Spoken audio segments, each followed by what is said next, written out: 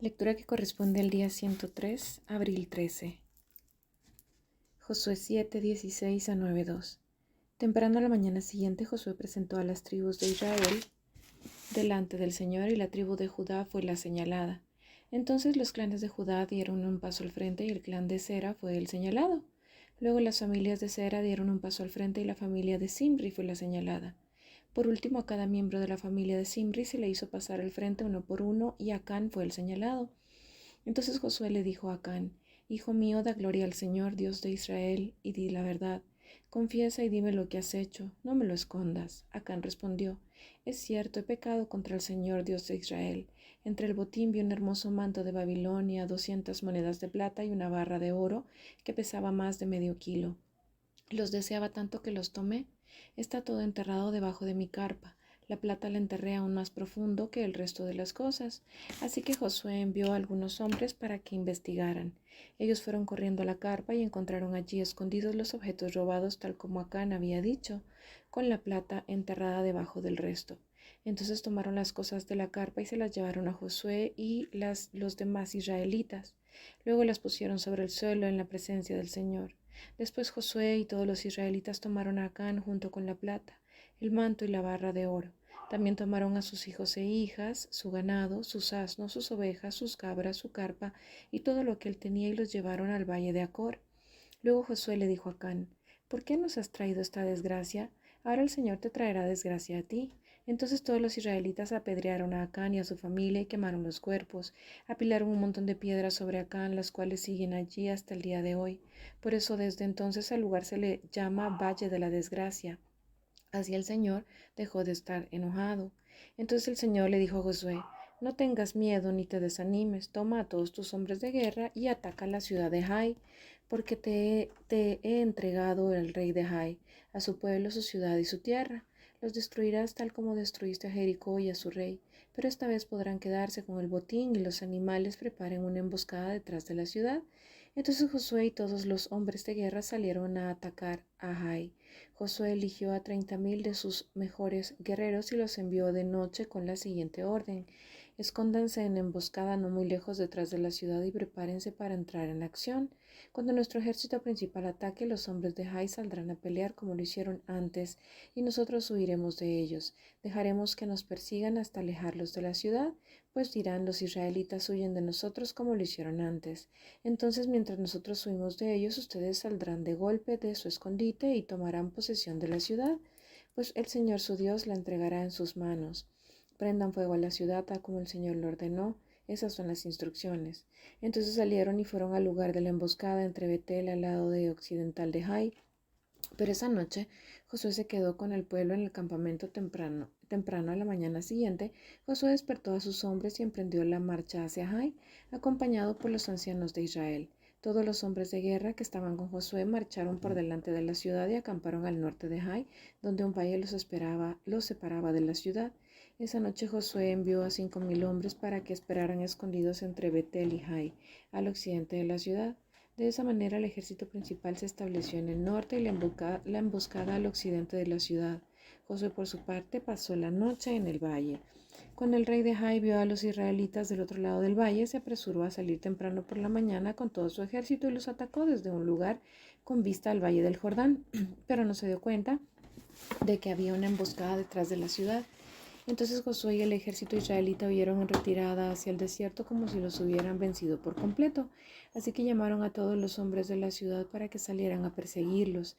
De esa manera los alejaron de la ciudad. No quedó ni un solo hombre en Jai o en Betel que no persiguiera a los israelitas, y la ciudad quedó completamente desprotegida. Entonces el Señor le dijo a Josué: Apunta hacia Jai con la lanza que tienes en la mano, porque te entregaré la ciudad. Así que Josué hizo lo que se le ordenó. En cuanto Josué dio la señal, todos los hombres que esperaban en la emboscada salieron de golpe de sus puestos e invadieron la ciudad en masa. Enseguida la sitiaron y le prendieron fuego. Cuando los hombres de Jai miraron hacia atrás, vieron que salía tanto humo de la ciudad que cubría el cielo, y ya no tenían a dónde ir, pues los israelitas que habían huido hacia el desierto se dieron vuelta y atacaron a los que los perseguían. Cuando Josué y todos los demás israelitas vieron que la emboscada había dado resultado y que de la ciudad salía humo, se dieron vuelta y atacaron a los hombres de Jai. Mientras tanto, los israelitas que habían entrado en la ciudad salieron y atacaron al enemigo por la retaguardia.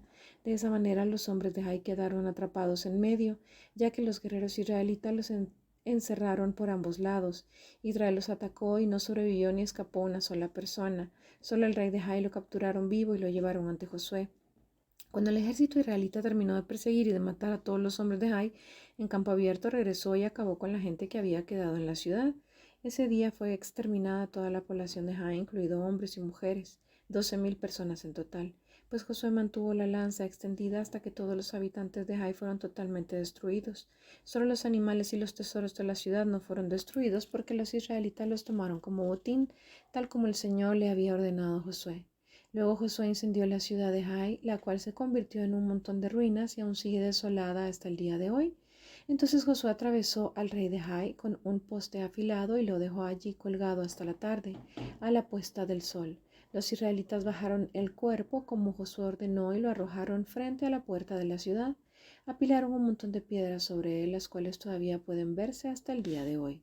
Luego Josué construyó un altar al Señor, Dios de Israel, en el monte Ebal. Siguió los mandatos de Moisés, siervo del Señor.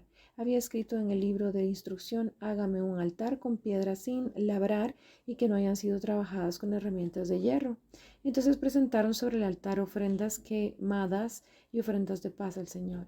Y mientras los israelitas observaban, Josué copió en las piedras del altar las instrucciones que Moisés les había dado.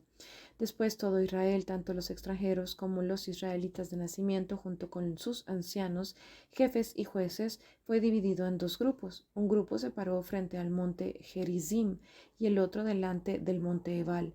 Ambos grupos quedaron frente a frente y entre ellos estaban los sacerdotes levitas que llevaban el arca del pacto del Señor.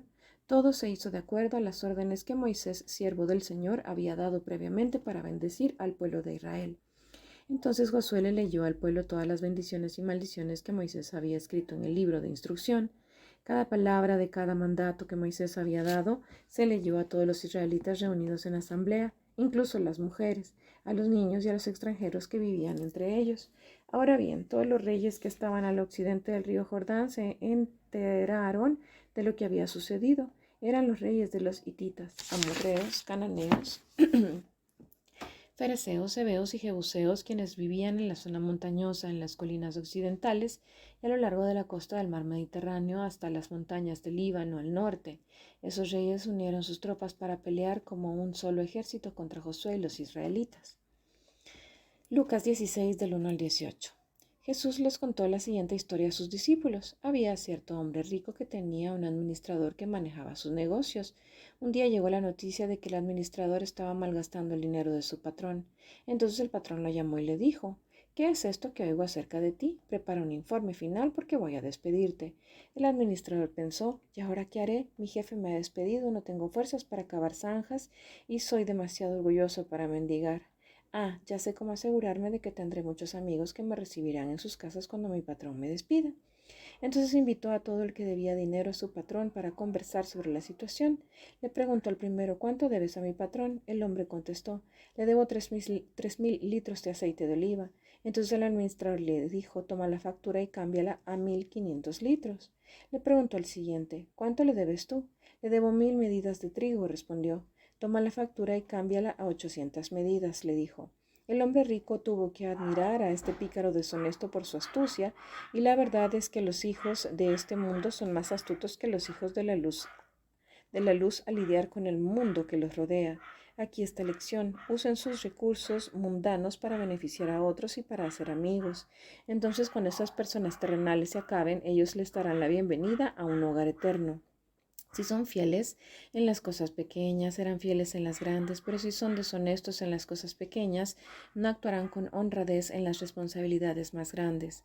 Entonces, si no son confiables con las riquezas mundanas, ¿quién les confiará las verdaderas riquezas del cielo? Y si no son fieles con las cosas de otras personas, ¿por qué se les debería confiar lo que es de ustedes? Nadie puede servir a dos amos, pues odiará a uno y amará al otro, será leal a uno y despreciará al otro. No se puede servir a Dios y al dinero. Los fariseos que amaban mucho su dinero oyeron todo eso y se burlaron de Jesús. Entonces él les dijo: A ustedes les encanta parecer como personas rectas en público, pero Dios conoce el corazón. Lo que este mundo honra es detestable a los ojos de Dios. Hasta el tiempo de Juan el Bautista, la ley de Moisés y el mensaje de los profetas fueron sus guías, pero ahora se predica la buena noticia del reino de Dios y todos están ansiosos por entrar. Eso no significa que la ley haya perdido su fuerza. Es más fácil que el cielo y la tierra desaparezcan a que el más pequeño punto de la ley de Dios sea anulado. Por ejemplo, un hombre que se divorcia de su esposa y se casa con otra comete adulterio, y el que se case con una mujer divorciada de su esposo comete adulterio.